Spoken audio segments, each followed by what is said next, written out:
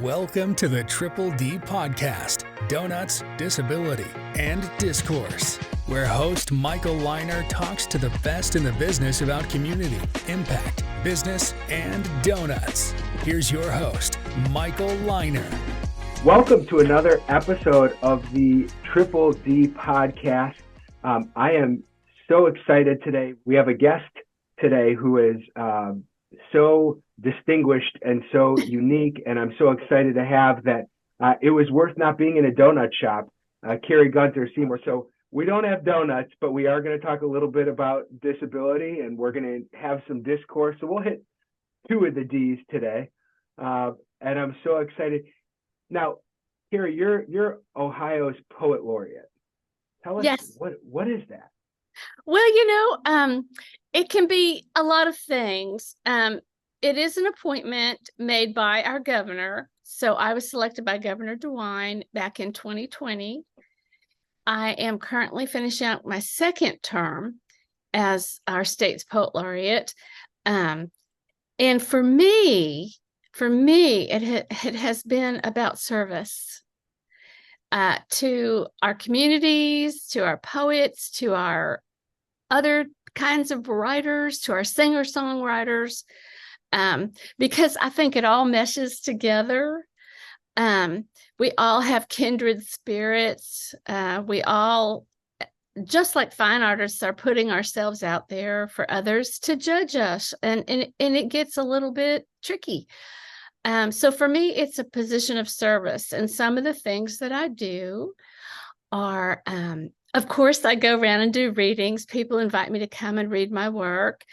I do workshops, helping others, prompting others to do some writing, and I do that all over the state and contiguous states. And I also do that with our Ohio prisons.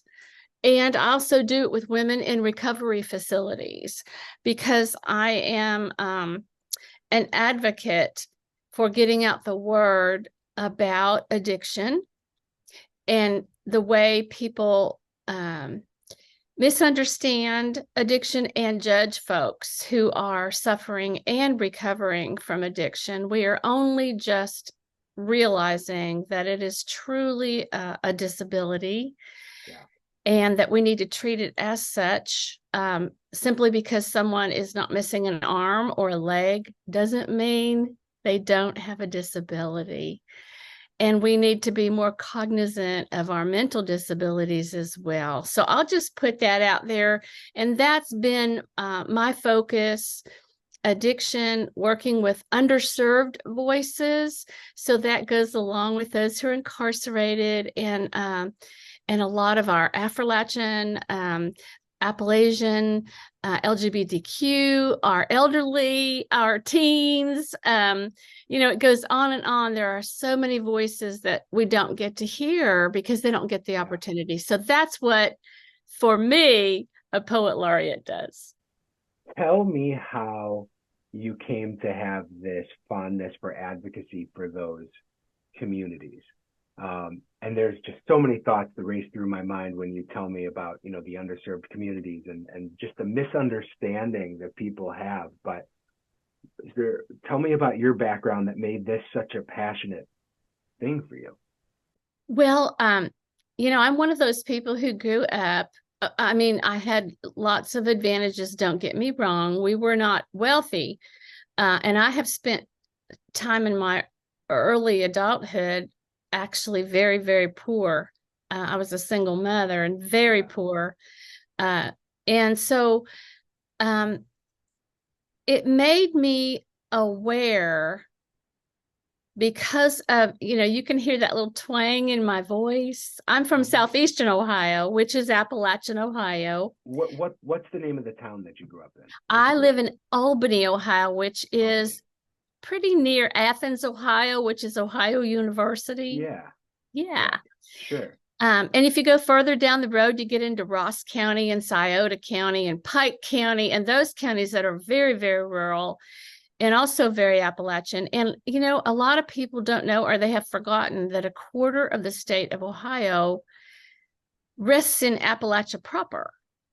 And then there are pockets of Appalachian communities throughout the state. And I've traveled a lot and I've got to meet almost everybody. It's been wonderful. Yeah.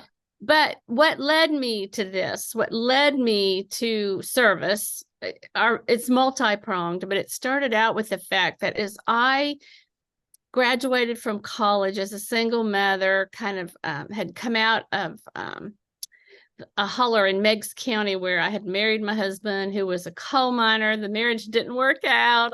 Came into town. It's a very classic story, and I realized the prejudices folks had for Appalachians, and so I worked really hard to get rid of my twang, to talk like a normal person.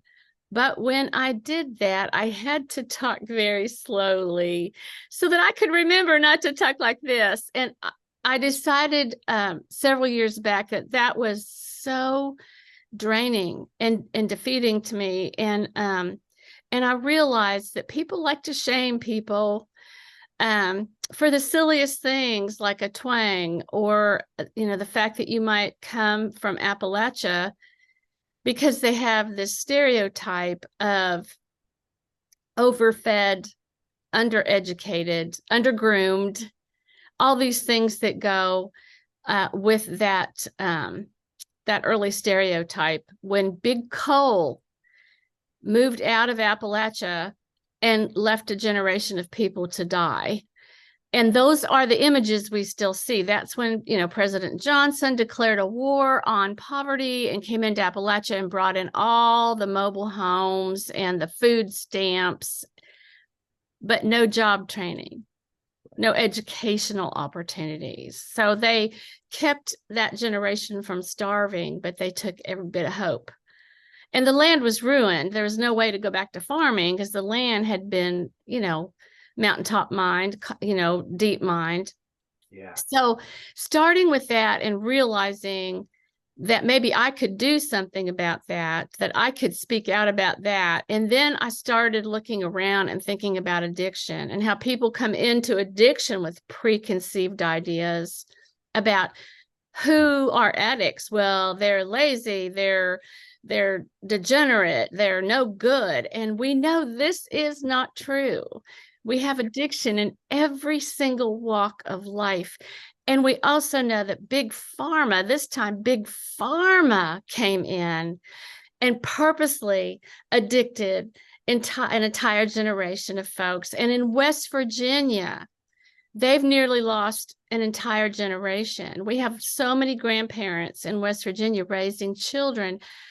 And I'll tell you what, Ohio has come in second in overdose deaths many, many years. Yeah. And so it's huge. It's huge. And the preconceptions, the prejudices hold us back. We've got to love, we got to show some tough, real love for people who are struggling with this illness of addiction. So, in my work life, I use my knowledge of the law kind of, we say as my sword to fight for our clients. Tell me how you use the written and spoken word to do the same. Well, I learned early on, flies to honey, right? If you go out there and you're, people are like, "Ooh, man, I'm not going there." Or you get other people who are really angry and vast anger gets us nowhere. People really do want to be educated. Yeah. They really do. Even if they may not believe it at first, the more they hear it, the more they start to think, wow, maybe there's something to this. So I write about it. And then when I'm invited to go do those readings, or when I'm invited, as today, onto your podcast, yeah, I take that opportunity to talk about it in a civilized and hopefully educational way, so that people can just think about it on their own. I don't need to shove it down anybody's throat. I just need to mention it. I know people who have suffered from addiction and are in recovery, and I'm so proud of them. I mean, every single day is a dance with the devil. Yeah. And so I have the greatest admiration And so that's how I like to do it. I like to leave it up to each individual person to decide to learn more. And then if they contact me, I tell them how they can help. I try to direct them, to where they can find out more. I send them the poems if they want to read any poems that I've written about it. I have a very strong disregard for the way our country is treating people of color. I just can't wrap my head around it, that all these years that we would somehow feel superior. It goes like this. I just can't comprehend it. And we've tried screaming, and we've tried, we, and I say we, meaning light-skinned folks, because our people of color have maintained this wonderful, I can't believe that they, are not the ones out there just absolutely screaming all the time because of the mistreatment that our country provides to folks. Yeah. And so these are things that are important to me, and I speak up about them. But again, I'm not trying to shove it down anyone's throat. I'm just trying to be an advocate. So is there a piece of writing that, like, when you're traveling around, and I assume you've got a lot of different things that you've written that you like to share with people, but where do you start off? Is there something that gets people's ears perked up a little bit more, or you have found that they really connect with? Well, a lot of folks, if I'm doing a reading, if that's what you're suggesting, how do I start out a reading? I don't go right into that. I don't go right into, I'm going to read about addiction today. Again, the first few poems might be just about Appalachia, who I am and who my people are. I write a lot about my ancestors and folks who've come in and out of my life. I can show you. My current book is a lot about being a young person in rural America and what that feels like. And for instance, in here, I have a poem that talks about the fact, or a couple actually, it talks about the fact that we have stolen all this land we're living on here in Ohio. It doesn't belong to us. If it belongs to anybody, it belongs to the Shawnee, the Delaware, the Hopewell, the Adena. It doesn't really belong to us. And then in this book, Alone in the House of My Heart, this is where the addiction comes in. This is where poems about George Floyd. I couldn't believe it. I found out we had a lynching in Athens County in the 1800s, and I couldn't believe it. And when I found out about it, I had to write about it. I just couldn't, I had to apologize for generations, because here I thought we were from this progressive, farming, loving community, and to find out that, that we would have behaved in that way just overwhelmed me, and had to write about it. But I don't start with those poems. I start with the poems that talk about the land and the people.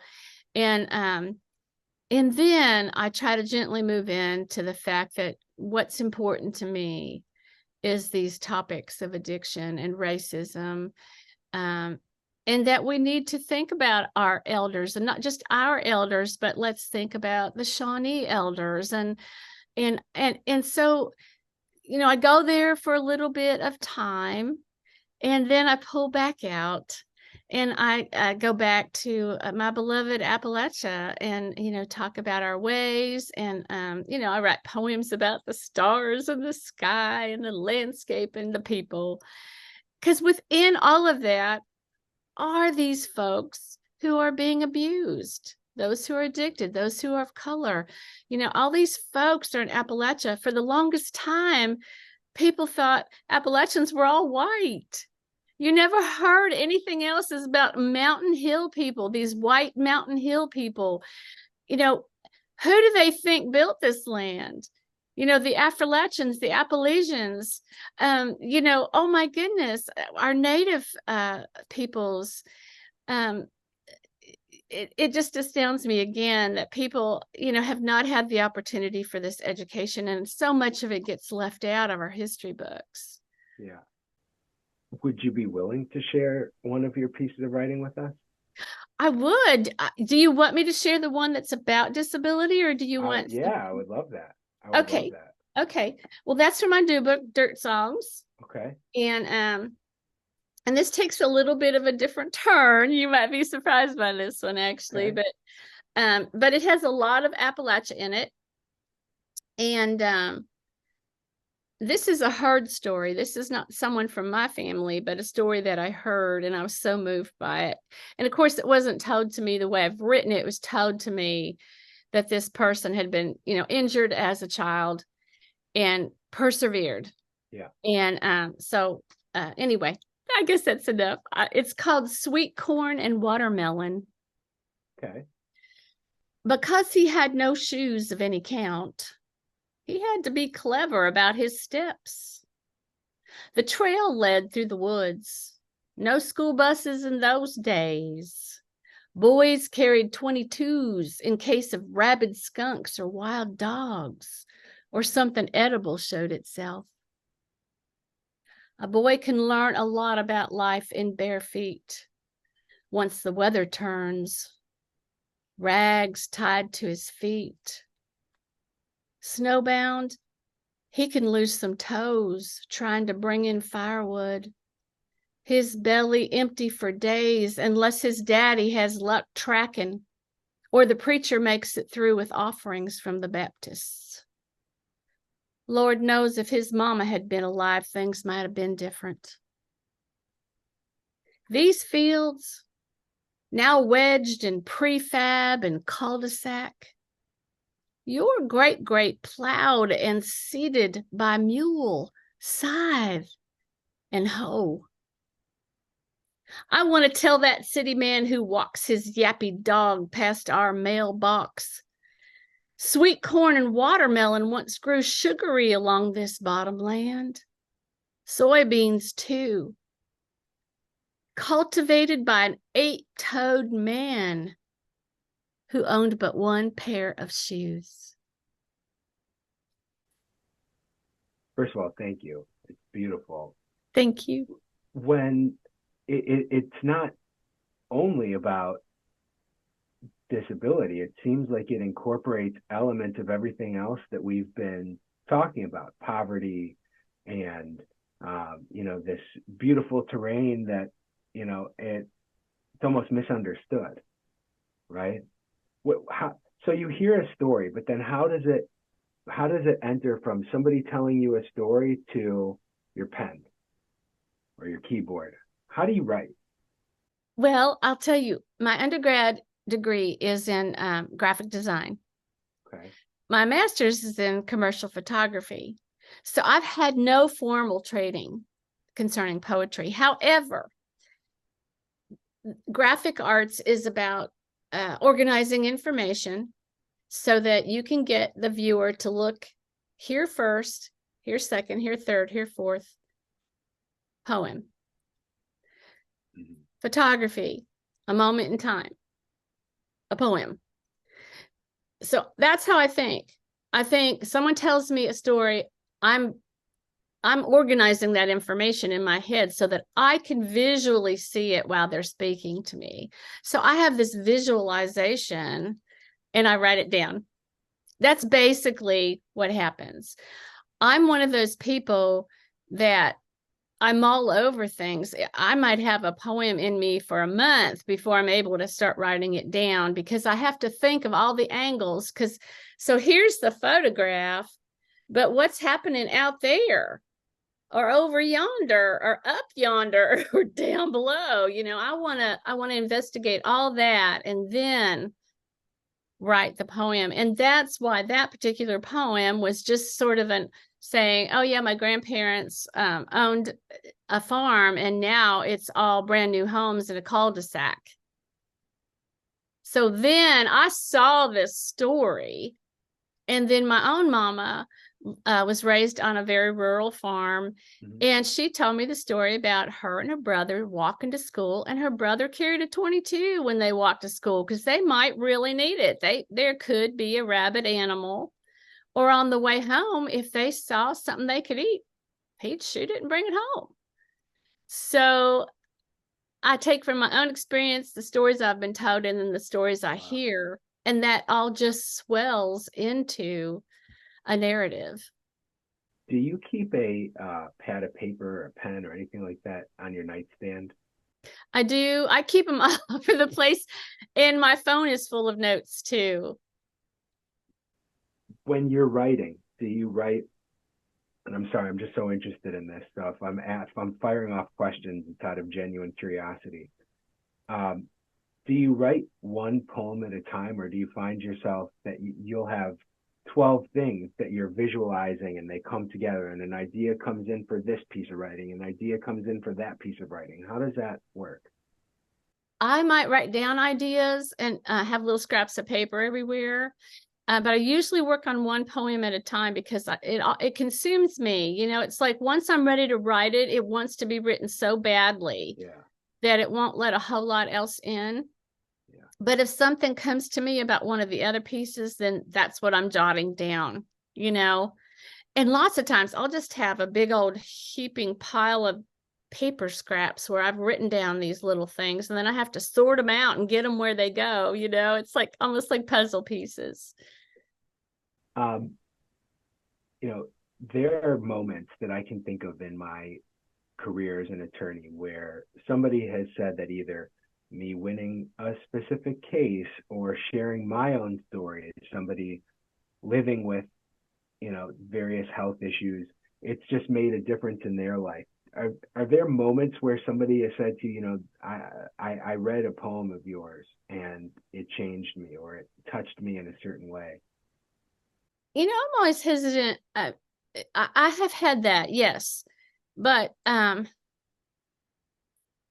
it's like I tell people, when you're in the art business, you know, you have both. You know, you have people who complain and people who love it. And I've been so fortunate. I really have. But I don't like to get briggity. I'm Appalachian. I know that if I get briggity, you know, the next day it's going to go exactly the other way. So, you know, I try to stay as humble as possible. Yeah. Well, I want to thank you so much for giving your time and sharing your poem and sharing your thoughts with us. It's really an honor to have you, and the state of Ohio is lucky to have you as an advocate for so many different communities. So I really appreciate it, Kari. Thank you. Oh, it's been lovely. It's been so nice to get to know you, and thank you for the work that you do. It's so important. Thank you. Thank you. Thanks for listening to the Triple D Podcast, Donuts, Disability, and Discourse. Rate, subscribe, and tune in next week for more discourse and donuts.